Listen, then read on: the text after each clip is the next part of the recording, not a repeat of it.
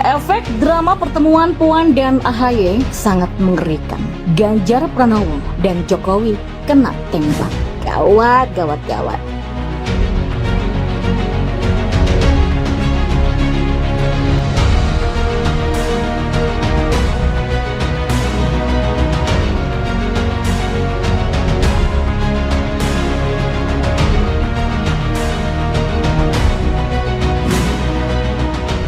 Ya, pertemuan AHY dan Puan pukul pamor Jokowi dan Ganjar Pranowo nih. Kok bisa?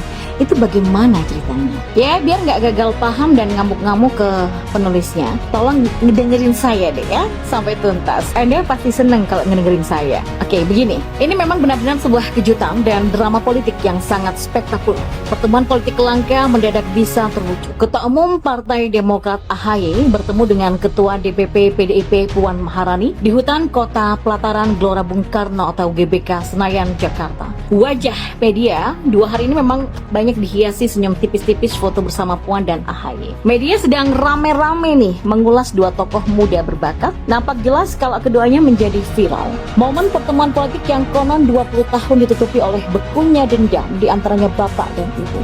Puan dan AHY sepakat membuka jalur rekonsiliasi politik nasional. Langkah positif bagi kenyamanan politik tanah air, khususnya menjelang pemilu 2024.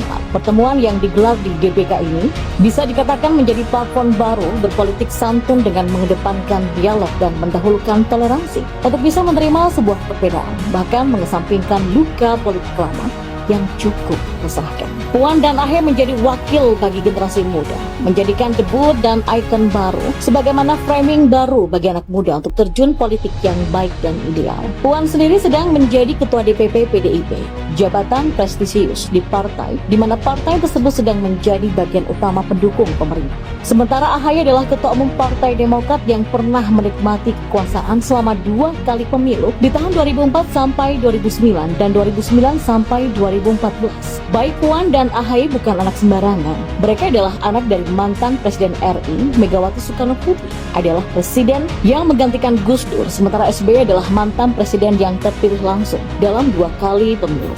Dalam konteks politik, pertemuan Puan dan AHY bisa dijadikan sebagai komunikasi antara dua dinasti atau terah politik kubu Megawati dan SBY. AHY dan Puan sengaja dijodohkan dalam sebuah perkawinan politik. Beberapa pertimbangan terjadinya perkawinan politik ini adalah bagian reaksi politik untuk menghadapi berbagai isu dan kejadian politik di tanah air. Isu paling seksi adalah pemilu 2024. 2 isu dan agenda besar yang akan digelar di tahun 2024. Apa korelasi pemilu 2024 dan terjadinya perkawinan politik Puan dan AHY? Yang sangat jelas erat hubungannya dengan nama Jokowi dan Ganjar. 2 tokoh sentral tersebut adalah figur publik yang moncer menjadi tokoh nasional lewat kendaraan dan juga kerjasama politik dukungan. Menjadi presiden dan gubernur. Jokowi 2 kali menjadi presiden diusung partai utama oleh PDIP dan Ganjar menjadi gubernur Jawa Tengah. Juga memakai kendaraan politik PDIP sebagai tiket menjadi gubernur Jawa Tengah 2 periode. Perlu ditegaskan juga Ganjar dan Jokowi bukan berasal dari bangsawan atau ningrat atau mantan anak presiden.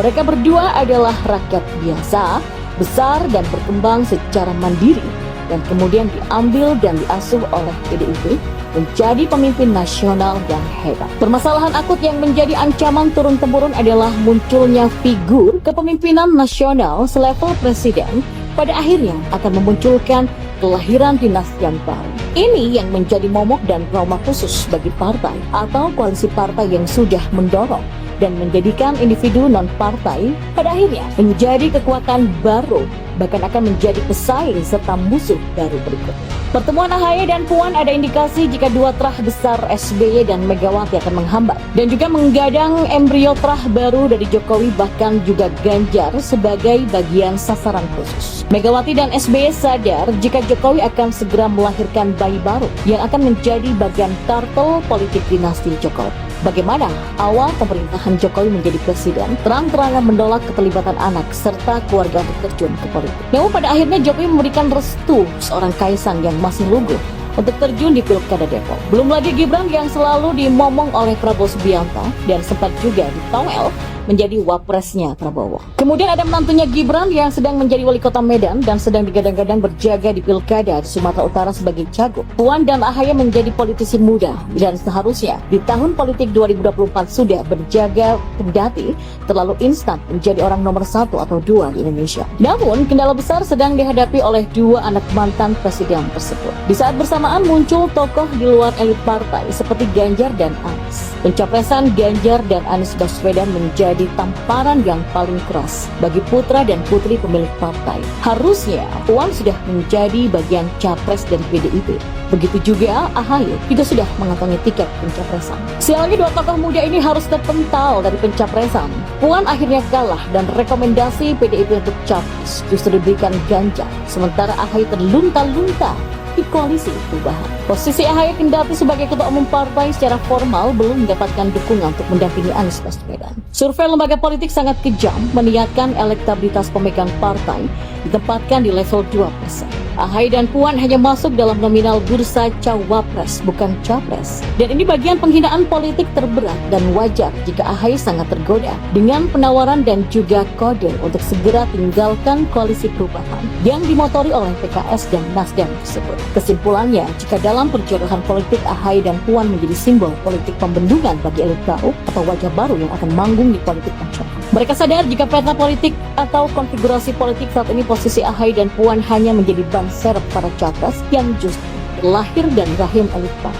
Kemungkinan besar tokoh yang menjadi sasaran utama politik atau benteng atau bendungan adalah Jokowi dan keturunannya, dan Ganjar dan gerbong politiknya. Ganjar setidaknya sudah mendapatkan warning dari awal jika PDIP setengah hati untuk memberikan kesempatan menjadi capres. Ya, kalau kelak Ganjar sukses menjadi presiden, kemungkinan besar hanya akan menjabat 1 periode, kecuali Ganjar dalam periode pertama jabatan sebagai presiden menjadi anak nakal dan durhaka pada PDIP dengan membentuk gerbong atau kartel politik baru untuk membentuk partai baru sekaligus. Periode pemilu 2029 sampai 2033 bukan milik Ganjar atau capres lainnya, tapi milik Puan Maharani dan juga milik AHY atau keduanya bisa berduet dalam pelaminan capres 2029 sampai 2033. Pertemuan Puan dan AHY yang membuat saya sedikit deg-degan, meskipun tampaknya sosok cawapres pendamping Ganjar belum akan diumumkan dalam waktu dekat. Namun dengan pengalaman Pilpres 2019, kita patut menyiapkan hati sejak now, karena apapun bisa terjadi.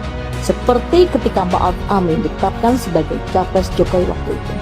Sopo sih nggak kaget. Namun sepertinya kans untuk AHY dipilih sebagai pendamping Ganjar terbilang cukup kecil karena akan terjadi keributan yang cukup besar jika kesepakatan itu sampai terjadi. Secara elektoral, pengaruh juga kapasitas AHY memang belum sampai untuk menjadi bakal cawapres. Jadi kalau dibilang paketan koalisi yang sekiranya memungkinkan jika Puan dan AHY menyepakati sesuatu adalah tawaran AHY menjadi menteri yang sekaligus bisa menjadi ajang magang bagi AHY yang selama ini paling banter hanya menjabat sebagai ketua umum partai dan jabatan politik. Kemampuan leadership dan problem solving AHY sama sekali belum teruji karena belum pernah menjabat sebagai pemimpin yang terkait publik, bukan sekedar memimpin internal partai. Apalagi kalau kita ingat proses AHY menjadi cagup DKI Jakarta sampai ketua umum Demokrat, ya kita sama-sama tahulah bagaimana kemudahan yang diterima oleh anak VP itu. Betul kan, saudara-saudara?